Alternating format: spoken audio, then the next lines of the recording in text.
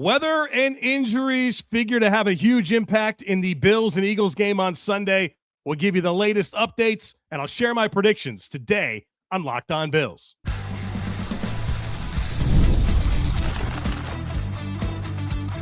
You are Locked On Bills, your daily Buffalo Bills podcast. Part of the Locked On Podcast Network, your team every day. What's up, Bills Mafia? It's Joe Marino, author of the Herd Mentality Substack, co-host of the Locked On NFL Scouting Podcast, co-host of the NFL First Read Podcast, and I'm your host of Locked On Bills. Locked On Bills is a proud part of the Locked On Podcast Network, now the #1 sports podcast network. I want to thank you for making Locked On Bills your first listen every day, and a big welcome and shout out to our everydayers. You know who you are. Those of you who never miss a single episode, I appreciate y'all being here very, very much. Today's episode is brought to you by FanDuel. If you want to be right in the middle of the action this season, visit FanDuel.com and place your NFL live bets all season long. Well, folks, welcome in. This is the last conversation that we're going to have before the Bills host the Eagles in Week 17. And weather and injuries figure to be a factor in this one. So we'll start with the weather update, and we'll talk to Dr. Kyle Trimble of Banged Up Bills about injuries here later on, including the latest on Josh Allen's foot. Patrick Hammer, he went on WGR on Friday morning and gave a weather update, and he said it's going to be upper 30s for this game and rain. And he said the rain would be a steady nuisance, cold and wet. That's what's in store for Bills-Eagles on Sunday afternoon in Orchard Park. It's going to rain, pregame while everyone's tailgating. And it's going to rain throughout the game. And that's football. There's going to be weather. There's going to be things that present challenges for both teams. And whichever team handles that better will certainly have a better chance of winning the game. And so when I think about the consequences of the rain in this game, and winds are expected to be around 10 to 20 miles an hour. I think the Bills have the better rushing offense, but certainly the Eagles are very potent with Saquon, Barkley, and Jalen Hurts in that offensive line. But the Eagles have the way better rushing defense, right? So how does that even out? The Bills have the better rushing offense, though the Eagles have a good rushing offense, while the Eagles have a much better run defense. I think the Bills have the better passing offense and a more weatherproof passing offense. But the Eagles have the better pass defense. Who makes less mistakes? And of course, the last time these two teams played in Philadelphia, it rained, right? Remember this? Rainy game. And Jake Elliott made that, it's a 59-yard field goal to tie things up. And then Sean McDermott didn't give Josh Allen a chance before overtime. They go to overtime, the Eagles win. So I guess just like whenever the Bills and Browns get together and play a football game, it's going to be ugly in terms of the way the football is played. And when the Bills and the Eagles get together, it's going to rain. I guess that's just the way it's going to be. But obviously that'll have an impact. Whichever team handles it better is going to have a big shot to win this game. But we'll talk to Dr. Kyle Trimble about Josh Allen's foot, but his rushing in a game like this would matter a ton. And Sean McDermott's certainly saying that everything's in the right direction, right? He said the swelling has dissipated. But I can't imagine Josh Allen being 100%, and his rushing would matter in a game like this. We'll see about DaQuan Jones. Jordan Poyer is already ruled out. No Jordan Phillips. I mean, this is not the stuff here that you want to be dealing with in a game like this. Now, the good news is the Bills have already punched their ticket to the postseason. When the Colts lost on Monday night, the Bills clinched a playoff spot. And so from this point forward, it's all about seeding. Now, the Bills still have a path in the AFC East. If the Patriots lose to either the Jets or the Dolphins the next 2 weeks, and the Bills win both their games, they play the Eagles and then the Jets, well, the Bills are your AFC East champions. The problem is it's Brady Cook at quarterback for the Jets and it's Quinn Ewers at quarterback for the Dolphins. Feels like every reasonably good player for the Jets is not going to play. No Garrett Wilson. Now, the Patriots have a bunch of injuries as well, but I still think they're probably going to handle their business. That game is before the Bills and Eagles, so we'll know. I mean, if somehow the Jets beat the Patriots at 1 o'clock, my goodness, is this going to get intense. Eagles have already clinched the NFC East, but there is some seeding implications for them. They could potentially be the 2 seed, but most likely they're going to be the 3 seed. So if the Bills don't win the division, whatever, but I don't really care too much about the 5th, 6th, or 7th seed. I want the Bills to be healthy going into the playoffs because that's really what it's going to come down to. Can Josh Allen be as close to 100% as possible? Because he's not just the straw that stirs the drink. He's everything. He's the ice cubes. He's the drink mixture. He's the pitcher. He's the glass. He's everything. And so the reality of this is, if the Bills are going to have a chance in the postseason, it's going to be because Josh Allen can be dynamic. He can be the best player in the world.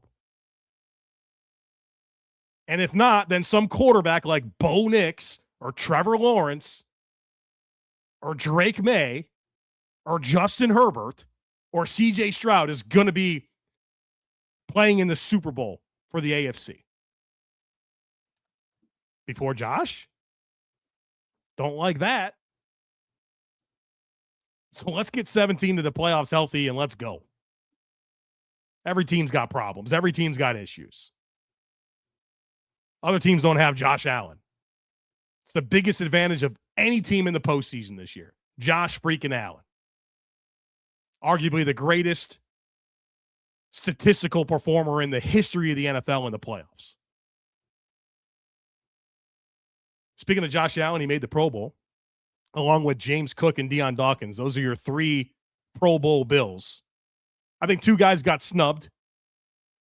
And if you think somebody got snubbed, then you got to pull somebody out.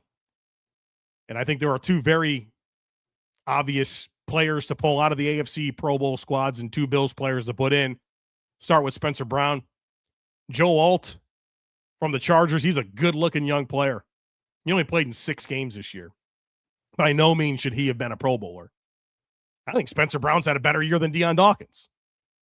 That's 2 years in a row, I believe that. So I think Spencer Brown is absolutely deserving. And then Reggie Gilliam at fullback. Who are we pulling out? Patrick Ricard, who missed 6 games. Reggie Gilliam's out here blasting open holes for James Cook, who's leading the league in rushing. But Patrick Ricard, who's missed 6 games, is the AFC representative at fullback. Couple of practice squad adjustments here. The Bills had 2 players this week signed off of their practice squad and onto other teams' 53-man rosters. Shane Buechele, the Bills' practice squad quarterback, he went to the Chiefs. He's on their active roster. And Kendrick Green, who's a veteran offensive lineman, he was signed off the practice squad to the Browns' active roster. And so that's just life in the NFL. You lose practice squad players to other teams' rosters. You could sign them to your own roster, but then you have to have a corresponding move. It gets tricky. I guess the real thought that I think anyone should have about this is good for Shane Buechele and Kendrick Green. They get to finish the year on a 53-man roster, and that's a significant pay bump for them. So it's annoying, but it's obviously good for those players.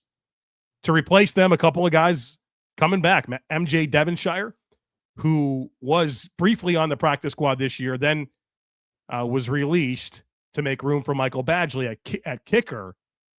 He's back in the mix. DB out of Pitt. He's intriguing to me. Athletic, has a lot of length. I liked him a lot at Pitt. I think he's a good guy to have around. I'm excited to see what he can turn into. And then Richard Garage, who was part of the Bills practice squad in 2023 and 2024 with Kendrick Green now on the Browns. Garage is back in the mix. All right, folks, we're going to talk to Dr. Kyle Trimble of Banged Up Bills here on the other side of it about this injury report and what he thinks about all these things. So we'll do that here next, folks. Be sure to stick with me. NFL Sundays move fast, one big play, and suddenly everything feels different. That's what makes live betting with FanDuel so exciting. You're not just watching the game, you're reacting to it in real time. With FanDuel, you can place bets as the action unfolds. Every drive, every momentum swing, every highlight moment, and live betting is best when the game starts to shift. The receiver gets hot, a defense tightens up, or the momentum flips after a turnover. FanDuel is going to let you jump into that moment. They have live spreads and money lines that adjust instantly. Player props that update as guys heat up. You can bet on the next touchdown score, drive results, totals, and more. It's going to keep you locked into every snap, every drive, and every possibility. So if you want to be right in the middle of the action this season, visit FanDuel.com and place your NFL live bets all season long. FanDuel, the game moves fast, and so can you. The NFL season is in full swing, and there's nothing like being at the game. The crowd noise, the energy, and cheering alongside other fans. Watching at home is great, but being in the stadium just hits different. The frustrating part has always been getting tickets, waiting in queues, dealing with logins, and watching prices change right at checkout. That's why the GameTime app gives the advantage back to fans. It's the hack for unlocking amazing NFL tickets and experiences in just a few taps. The app is awesome. It's incredibly intuitive. You can browse, compare, and buy tickets in just minutes. And my favorite feature is being able to see the exact seat view before purchasing, so there's no surprises. I like to sit at the bottom of the section. I don't want anyone standing up in front of me the whole game. I want to be able to control those moments, so I want to be in that front row. GameTime makes sure I always get that seat. And I also love that the fees are all included up front, so the price you see is exactly what you're going to pay. So take the guesswork out of buying NFL tickets with GameTime. Download the GameTime app, create an account, and use code LOCKEDONNFL. That's LOCKEDON NFL for $20 off your first purchase. Terms apply. Again, create an account and redeem code LOCKEDONNFL for $20 off. Download the GameTime app today and get back to being there live. I'm joined now by Kyle Trimble. He's a doctor of physical therapy. He runs bangedupbills.com. You can follow him on social media at bangedupbills. He joins us each week to get ready for the upcoming game. From an injury perspective, got some stuff to get into. And I want to start with a player that has no injury designation. Josh Allen, the quarterback, foot injury. It's been a journey this week, Kyle, where every ounce of messaging that you've received from Josh Allen and Sean McDermott has pointed you towards not being concerned about this injury. In fact, Sean McDermott said the swelling is dissipated, that everything is moving forward in a great direction, and that he expects him to have no limitations on Saturday. Well, this is also the same coach and quarterback that the guy had a broken hand and they told you that nothing was wrong. And I mean, other things along the way. And so I don't expect that messaging to be any different, but I can't find myself anything but concerned about the status of Josh Allen's right foot. I'll get out of the way and let you tell us what you think. I agree with you. I mean, from what they're saying versus what we're seeing and knowing how everything was, there's some type of difference in what is really going on there. If Sean McDermott or Josh Allen was Pinocchio, we'd see that nose be growing quite a bit there. So, I mean, that's a prerogative to not tell us what's going on from a competitive advantage. You don't want to let teams know what they're trying to attack and how he's feeling. There's no way that swelling's dissipated fully. I mean, I'm sure it's gone down with all the round the clock treatment and everything they have at their disposal, but don't tell me that his foot's 100% better. It's just not. No injury would be this quickly there. Just quickly recap. He had injured the foot on a late scramble in the second quarter, trying to get away from Myles Garrett, and he kind of fell over his foot. And there was concern for the mechanism was there for a midfoot sprain or a turf toe. He definitely did something because he was rolling out his ankle. He was trouble walking on his foot. He was limping pretty good back to the locker room. They said he has x-rays, which is negative, which keeps in mind x-rays only look at the bone. So they knew there wasn't a fracture. That doesn't rule out any type of strain or sprain. And then he's able to finish out the second half, which he probably got some type of shot or something to help him keep going. But his stats were not great in the second half. I think he was like 6 for 12, and he wasn't rushing around too well. And his just everything about it in the second half was not great. So he comes out and was moving around okay, limping a little bit on Tuesday when they were at practice, though we didn't get an injury report that day. And then he was limited on Wednesday and Thursday, and then full today on Friday. This is the same pattern that we saw him deal with when he injured his left foot against Tampa Bay Buccaneers, I believe it was week 14 of 2021. The difference was he had a boot when he was walking out of the Tampa Bay Buccaneers game. it wouldn't surprise me if he was offered a boot and he said no way. He's a player that understands the optics of everything that's going on around him, and he understands how he is portrayed to the media, because everybody has a fishbowl approach to him. Everybody's looking at him. So he's very aware of what's going on, and them saying he's fine all week, he's not going to be fine. Even if this is a mild midfoot sprain, low ankle, what have you, he's still going to have trouble throwing the ball around. We're going to see his rushing stats decrease significantly. I'm not going to see he's being a statue in the pocket. He's still going to move around, but we're not going to see it on design runs. He might have to scramble a little bit. So your protections and make sure he has time back in the pocket will be key. And this thing's going to linger for some time. I don't believe this is a Liz Frank sprain, because if there's some type of instability in there, they will be holding him out as a precaution, because that can get worse. We saw it with Cam Newton and other players throughout the years, but they also want to make sure that he's not going to worsen things, and that's why they limit him in practice to see how he can do there. So you're gonna have to take Josh Allen's head off or rip off a limb or something for him to not play. So it's great that he has that dog in him, but it's also, hey, we don't want to risk something for the future. So I expect to see less rushing attempts. I expect to see less deep throws, because he's not gonna be able to load up on that back foot. And then we're going to see him just maybe start limping a little bit in the second half, unless they do some type of shot again. So we're not going to see peak Josh Allen, but if it's enough to get him through the game and hopefully get a win, then so be it. Contrast this to Justin Herbert and his broken left hand. The whole world knew about it. Yeah. Contrast this to Daniel Jones, and was he playing with a broken leg? The whole world had to know about it. And the Bills and Josh Allen don't want you to think there's a thing wrong with him, man. Like, you love that. You certainly love that. But what I love would be a healthy Josh Allen going into the playoffs, because that's the ticket. That's the ticket. No other team has Josh Allen. And I find myself concerned about this, despite McDermott and Allen's every effort to let you know that, there's nothing to be worried about. I'm with you on this. Yeah. All right, let's get into a few of these other players here. We're expecting weather, upper 30s and consistent rain throughout the game. Not a great game to not have DaQuan Jones, your starting defensive tackle, who's ruled out for this contest with a calf injury. Don't like the sounds of that. For sure. And they had said that this was an aggravation of his calf injury from week 6. So I wasn't sure whether this is right calf this time or if it was left calf, but they confirmed that. This happened late in the third quarter. There was a really long drive from going from 9-minute mark down to the 1:30 mark. It was the second to last play.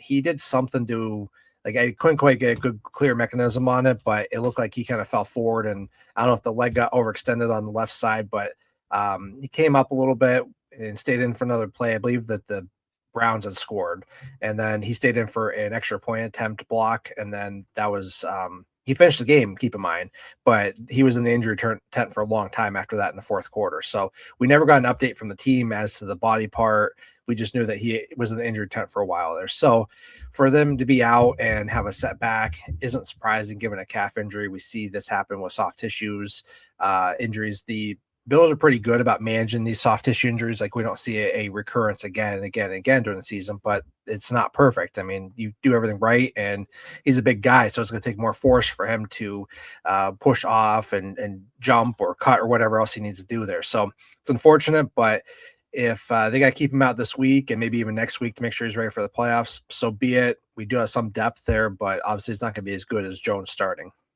Yeah, I'm concerned about that. I mean, come on now. You're starting defensive tackles at Oliver, DaQuan Jones. Let's try to get Jones ready for the postseason. That's your best player at D tackle. To me, it's not even particularly close. Another player not going to be able to go, hasn't practiced all week. Jordan Poyer, hamstring. Boy, he's meant so much to this defense. It's crazy to think that, but he just has. We know this defense is better when he's on the field, and probably his best game against Cleveland. All the good run fills that, he got in on a sack, of course, an interception, and now he's on the shelf. Unfortunate. And this happened with 2:37 left in the fourth quarter. It was him and Greg Rousseau coming in to close out on Shedeur Sanders. And it was hard really to see how it happened, but there was a side view where you could see him run through the line. And I don't know if he got caught up and the foot got caught in the turf or something, but you could see him lift his left leg up and then he managed to finish the play, and then he was able to limp off the field, and we never got a full update given the time frame with that. And then we got a hit as what was going on, because Sean McDermott had said after the press conference, and this was on Channel 4, so I want to give them credit. The mic was still on, but the press conference had ended, and he was talking to somebody up at the front podium, and he said that it was a hamstring and that Poyer wouldn't have been able to return. So he said that second part during the press conference. So looking at the film and knowing his age, position, everything that he does as safety, it made sense that he wasn't going to play, and we knew that probably Monday given the injury. So he means a lot to this defense. It stinks he's going to be out, but given his age and the playoffs, sit him and make sure he's ready to go. On average, guys are missing about a week for hamstring, maybe 2 given the Jets and his positional demands. A couple other notes here. Players that were ruled out last week: defensive tackle Jordan Phillips, kicker Matt Prater. They are also out this week. Neither one practiced at all. When it comes to good news, Shaq Thompson with the neck, limited Wednesday, Thursday, full participant on Friday, no game day designation. So our expectation would be for him to go. But there are a couple of players listed as questionable, both of the tight ends, DKs, right? Dalton Kincaid, Dawson Knox, both with a knee designation. Neither practice Wednesday or Thursday. Both practice limited on Friday, listed as questionable for the game on Sunday. One of these guys are going to play. I can tell you that much. I would lean toward Kincaid, since he's been more of a management thing, and he's been looking okay when he's been out there. They're going to do something about this knee in the offseason, I'm sure, but they were just trying to keep the maintenance, and we didn't know that there was any setbacks with Kincaid. So I'm leaning toward him playing, just considering the knowledge we have about the injury. As for Knox, I'm having a hard time getting a read on this. Like, I think I know when he injured the knee, but we haven't seen anything further. Like, we haven't gotten any practice videos, we haven't gotten any pictures, anything else that's telling what's going on. If you read my article later on, we might get some still photographs that might tell us, confirm what side. I think he injured the knee when we had that play. I think it was 5:02 left in the fourth quarter when we had a challenge and got the play reversed. He landed on his left knee, and I don't want to get anybody scared, but he landed with the knee bent, which suggests it could be a PCL sprain, but he did stay in the game and continue playing on, and he was like working the knee out a little bit, so this could have been more of a contusion as well there. And then when we had that tush push sneak to kind of seal the game, he landed on top of the pile and did something with the leg there too, and he came up kind of hopping around on the right leg and trying to take weight off the left leg. He was able to walk around afterward, but I'm sure that swelling set in later, that pain. So I don't know that this is a PCL. I don't know if this is just a contusion. Like, he's had issues with this knee before. In springtime, he's had this knee taped up. This could just been aggravation of this here, but I definitely think there's something tied into all that there. And with him being a veteran, I could see them sitting him. I don't know that we have any other elevations for Latu, Out of them, yeah. But yeah, so we're out of them. And then you have Hawes and Kincaid. Do you put Reggie Gilliam back there as a tight end if you want to run some 3 tight end guys? But I'd lean Knox sitting unless we get new information later on. But just knowing that what's going on and what the playoffs mean, you sit with this guy, especially he's been your better tight end with Kincaid being beat up so much. Yeah, I think Alec Anderson probably gets into some of those opportunities as well on the edge. I'm having to think Cam Lewis has a big role at safety this week next to Cole Bishop. And this defensive tackle rotation, oh my goodness.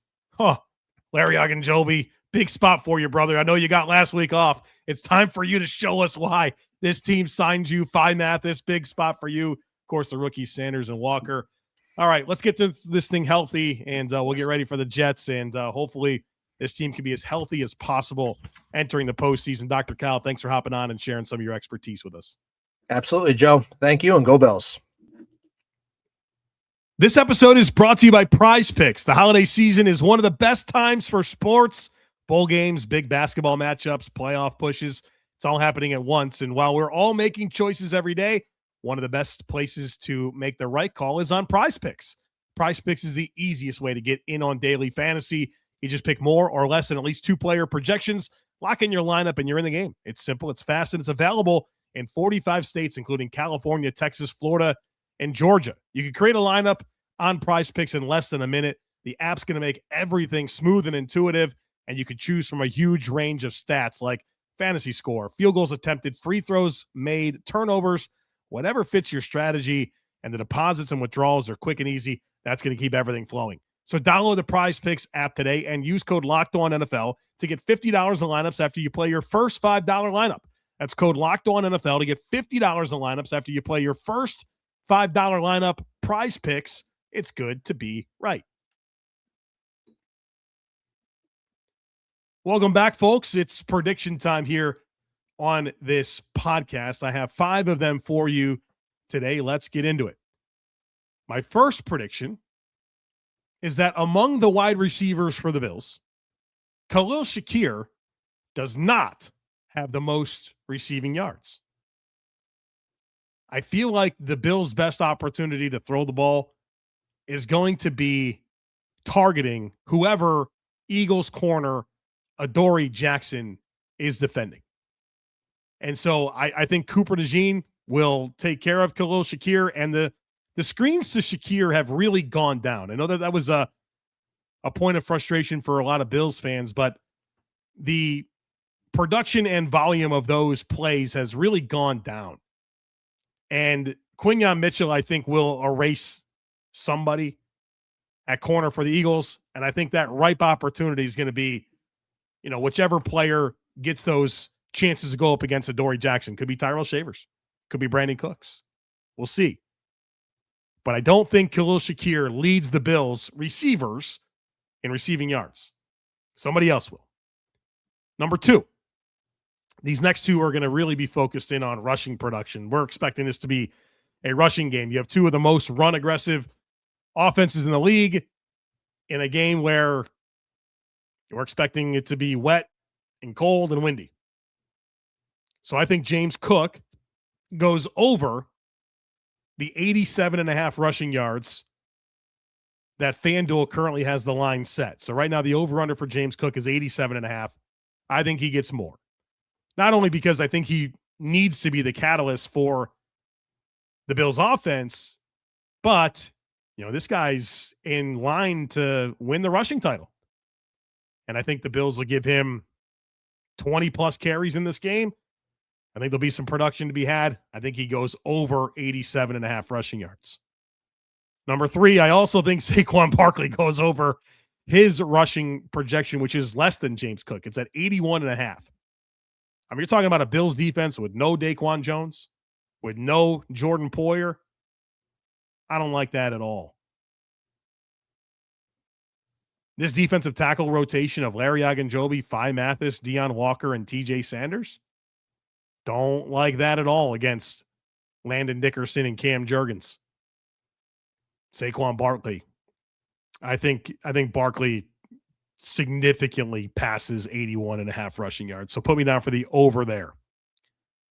Number 4, I want to parlay both of Josh Allen and Jalen Hurts passing numbers. So if you go to FanDuel right now, the over-unders are set at 195.5 passing yards for Allen, 189.5 passing yards for Hurts. I want to parlay both of those hitting the under. I don't think there's going to be a ton of passing production in this game. These are not high-volume passing offenses. Jalen Hurts is barely passing for over 200 yards a game right now. I think Allen's at like 230, something like that. 2 really good passing defenses, wind, cold, rain, good rushing offenses. I think both of these guys come under their projection. So under 195.5 for Allen and under 189.5 for Hurts. And then lastly, do I think the Bills win this game? And I'm going to be honest with you. I'm recording this right now, and normally whenever I do my predictions, they're all right in front of me on this computer screen. And I just have the word result with a question mark because I'm that unsettled on this game. And I came into this fully prepared to pick the Bills. So I'm actually going to talk this out and see where I land. I don't know where this is going to go. I came in prepared to pick the Bills. But no DaQuan Jones, no Jordan Poyer. That seems really problematic for Buffalo against Saquon Barkley. Poyer's been so important for his ability to get downhill and tackle. Cole Bishop's had a great season. He is not immune to some poorly calculated angles. You saw that against the Patriots. Travian Henderson, both of those, a couple of those longer runs. That was because Cole Bishop had a bad angle. So now you have Cam Lewis potentially filling from depth, maybe Jordan Hancock. And your defensive tackles, no DaQuan Jones. I mean, DaQuan Jones is your starting caliber player at D tackle. Larry Ogunjobi's been like a replacement level guy. And Deion Walker and TJ Sanders are players that should probably be playing 10 to 15 snaps a game. And Phi Mathis should be on a practice squad. These guys are going to be out there trying to get it done. I just don't love it. I just don't love that. The Eagles are getting Jalen Carter back. They have the better defense in this game, significantly a better defense. And then there's the whole Josh Allen component of this where I just don't think he's going to be close to 100%. I think he's going to want to win this game, of course. That's obvious. So let me do this. Let me go this way. If the Jets beat the Patriots at 1:00, put me down for a Bills win. If the Patriots beat the Jets, put me down for a Bills loss, which I think we all expect the Patriots to beat the Jets.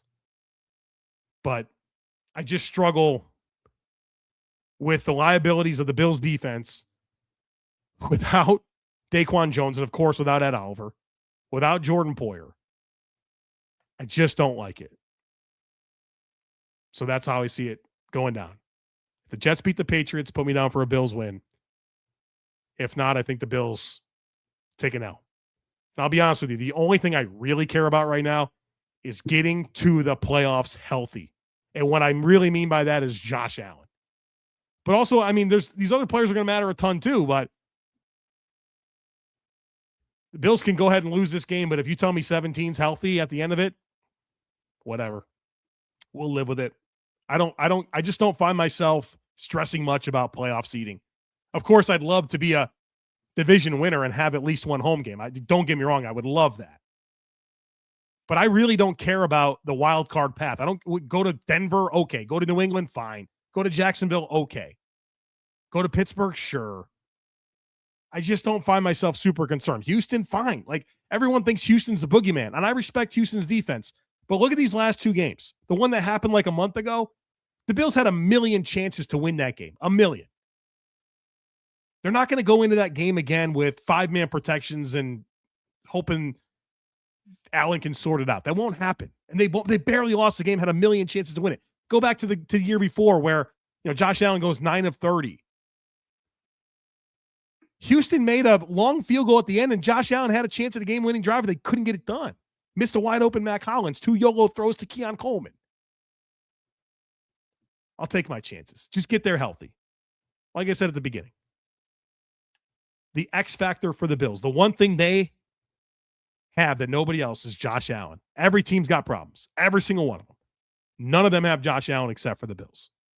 So I just can't find myself super stressed about whether they're the 5, 6, or 7. Whatever. The path is the path. And if you got 17, you got a chance. If you don't have a chance. So there you have it, folks. The hay is in the barn. We've done all we can to get ready for Bills Eagles on Sunday. The only thing that's left for there to be done is the Bills to go out there and win this game. I certainly hope they do. Then there's one more at home against the Jets, and then it is the playoffs. And we'll cover every bit of it here on Locked On Bills. So don't miss anything. Make sure that you're subscribed. Would love it if you took a second to rate, review, and share the podcast. Have a great rest of your day. Go Bills! And I look forward to catching up with you again real soon.